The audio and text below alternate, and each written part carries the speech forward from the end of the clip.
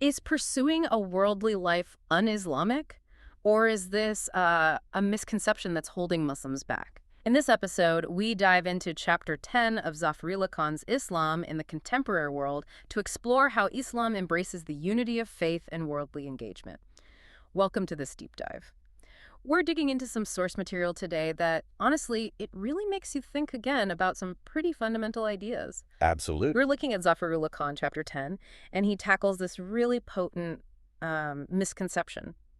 The idea that, striving for success for a good life now somehow clashes with being a spiritual Muslim. It's a tension, isn't it? A division that many people feel, and Khan argues it's not just wrong, it's actually, well, harmful. And our mission today is to really unpack what this text says about how Islam actually views the connection between, let's say, the worldly and the spiritual. And why getting this right, according to Khan, is just crucial for individuals and for the community as a whole. Okay, so right off the bat, the source dives into this common misunderstanding, and it uses some pretty strong language. It does. It talks about the idea that if you want, say, higher education or a better job or maybe a nicer home, you might get labeled a dog of the world. Oof.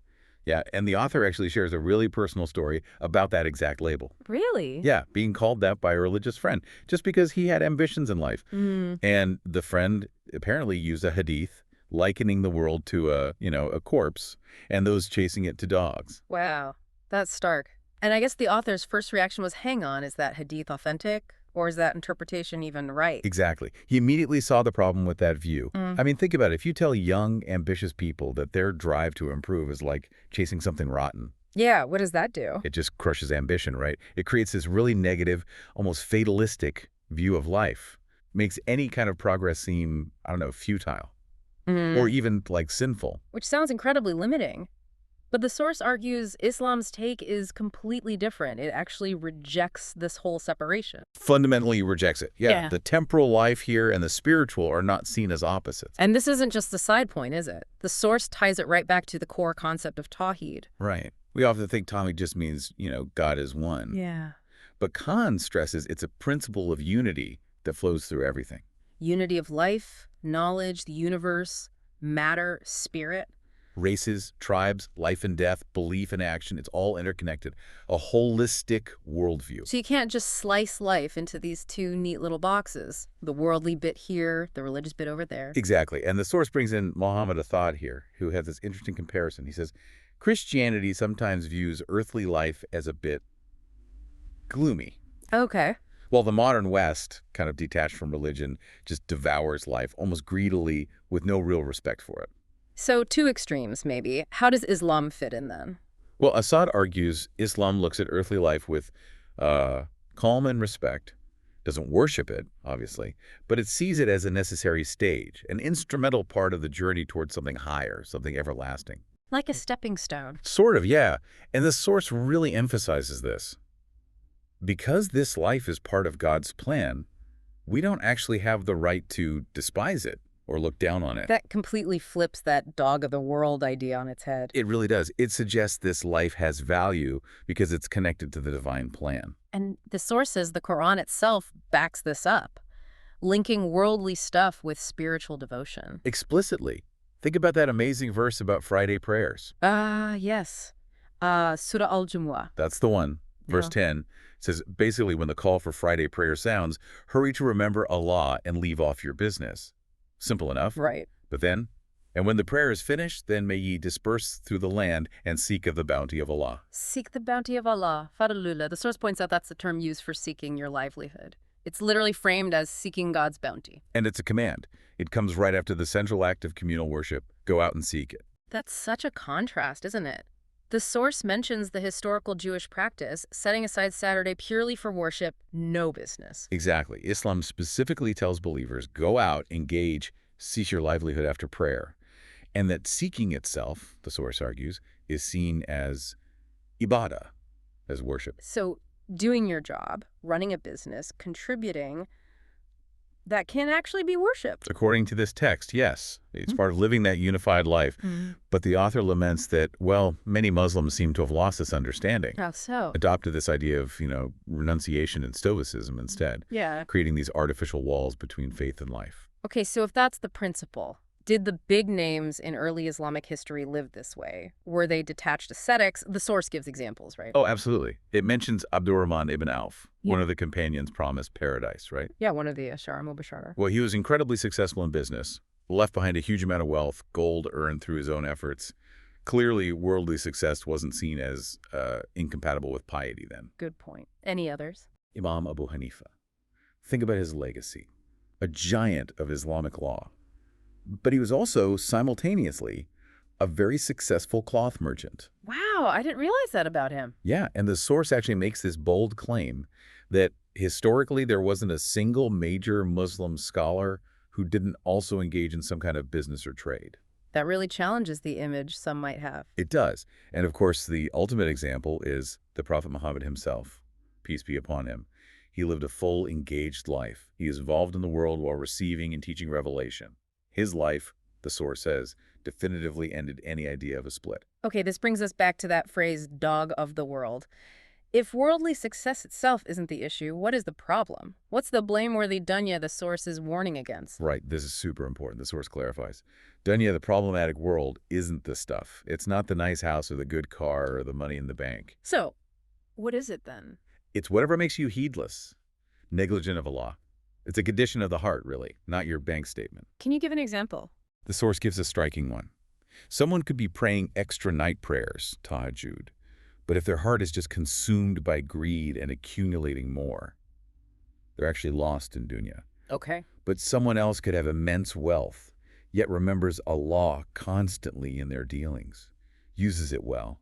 That person is considered otherworldly in the best sense. That makes sense. It reminds me of that Rumi quote the source uses. What is the world? It is to be forgetful of God. Exactly. It is not good dress, gold, son, or wife. It nails it, doesn't it? Yeah. The real enemy is the forgetfulness, the heedlessness. And the source backs this up with a hadith about zuhud asceticism. What does that say?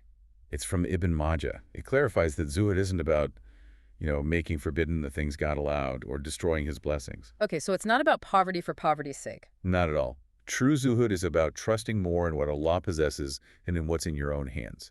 It's about where your ultimate reliance and focus lie, not whether you possess things or not. So it's all about balance and focus. Precisely.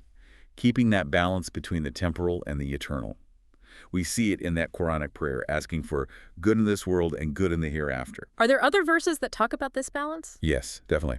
Quran 28, verses 60-61, they draw this comparison between the conveniences of this life and the glitter thereof. The temporary stuff? Yeah, versus that which is with Allah, which is described as better and more enduring.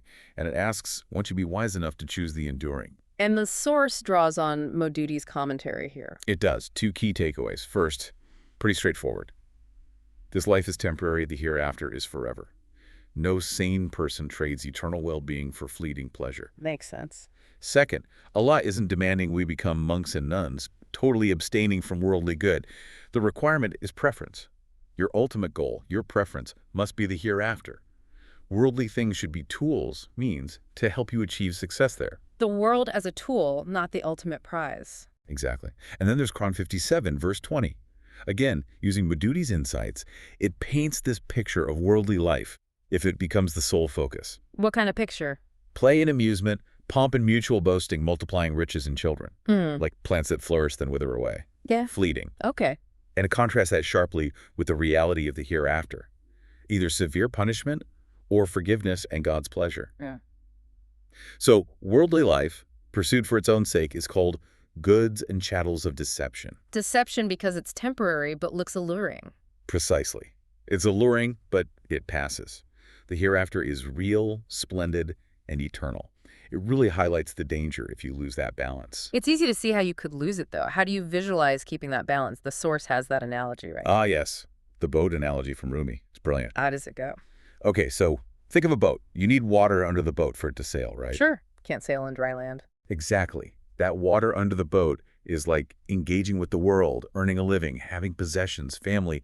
It's necessary for the journey of life. It helps you move forward. Okay, makes sense. But if that same water gets inside the boat, It sinks. It sinks. That's the dunya taking over. That's the greed, the attachment, the heedlessness that comes when worldly things consume you, make you forget Allah and your real destination. It destroys the journey itself. Wow.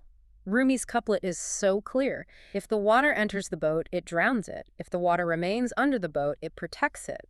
Says it all, really. Worldly things should be the water under your boat helping you sail towards God, not the water in your boat dragging you down. And the source argues that teaching this separation, this idea that you have to choose between spiritual and worldly, has had really negative consequences. Yeah, pretty significant ones. It suggests that sincere, right-thinking people might feel they have to pull back from mainstream life to protect their faith. Isolate themselves. Or, if they do engage, maybe they do it half-heartedly, almost feeling guilty for trying to succeed because they've been taught it's somehow unspiritual. And what's the result of that kind of withdrawal or half-heartedness? The author puts it very bluntly. The world effectively gets handed over to the dogs of the world, using that phrase again, but meaning those who are genuinely heedless of God, who don't care about that balance. So the people guided by faith step back, and those without that guidance take charge. That's the implication, which can leave the religious community itself vulnerable, maybe even dependent on the very worldly class they were taught to avoid. That's a difficult position. And the author points out a kind of self-contradiction, too. How can communities boast about a glorious, successful, worldly Islamic past? Like the Golden Age. Right, while simultaneously preaching renunciation and detachment now, there's a disconnect. Yeah, I see that. And the source concludes that this split thinking, this bifurcation, is actually a major reason why the Muslim community as a whole has fallen behind in story of human progress. That's a heavy conclusion, essentially saying this mindset has held the community back. It's a strong argument. By teaching people to be wary of the world instead of engaging with it skillfully while keeping God in mind, the community, according to Khan, has sort of handicapped itself. So the central message then is really a call for unity, for ending this false split. Absolutely. Embracing that Tawhid principle fully.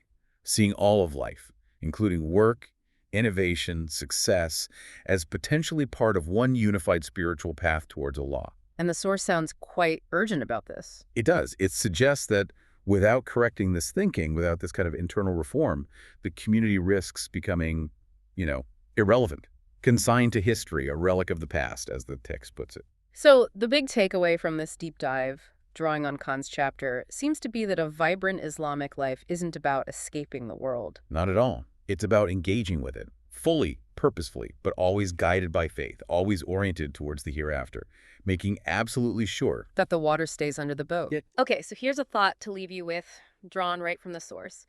If seeking the bounty of Allah involves actively engaging with the world after prayer, how can you, in your own life, make sure those efforts remain acts of worship? How do you keep the water from getting into your boat? Maybe reflect on that balance in your own life. How do you strive for that good in this world and the good in the hereafter? Thanks for joining us for this deep dive.